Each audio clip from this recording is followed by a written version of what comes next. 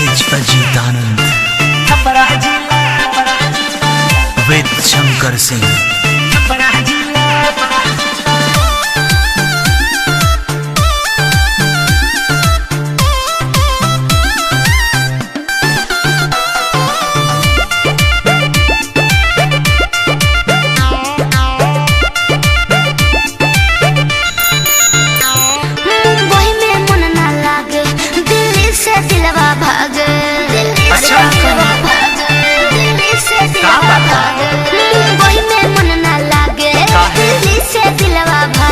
मन भर गइल बा देख देख के लाल किला। चलो ना घुमा दे तो है छपरा जिला। अच्छा ए चलो ना घुमा दे तो है छपरा जिला। चलो ना घुमा दे तो है छपरा जिला। सच में हाँ मीठ मीठ भोजपुरी छपरे में बोलाला अपना से बड़ लोग रौरा कहाला ई रह कहे के तो है सिखा दे काहे की अरे सैया के नाम से बोलावल ना जाला।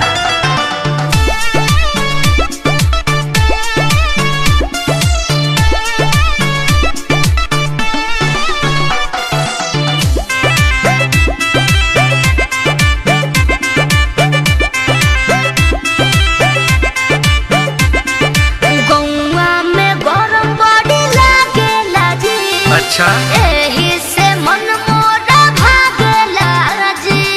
अरे टेंशन मत लो। अरे झूरू झूरू बहेला बेअरिया पीपरा के छाँव में। अरे शीतला शीतला मिलेला पनिया। अच्छा गोरी हमारा गाँव में। हतर वो हमसे गजब गजब के बात कहिला। चलो ना घुमा दे तो है छपरा जिला। चलो ना घुमा दे तो है छपरा जिला। चलो ना घुमा दे घुमा दे।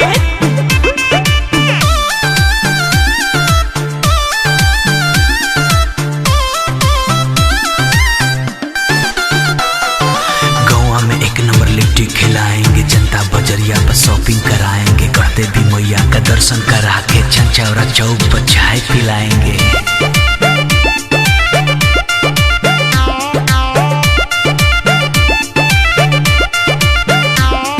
छपरा में का कोई डोसा मिली ए जी कोल्ड ड्रिंक के साथ समोसा मिली। बोली और का मिली?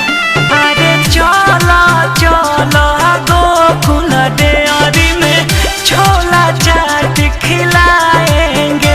अरे ओही जगह कॉफी हाउस गरम कॉफी पिलाएंगे। सोनपुर के मेला के तो बड़ी नाम सुनीला। चलो ना घुमा दे तो है छपरा जिला। क्या बात है? चलो ना घुमा दे तो है छपरा जिला।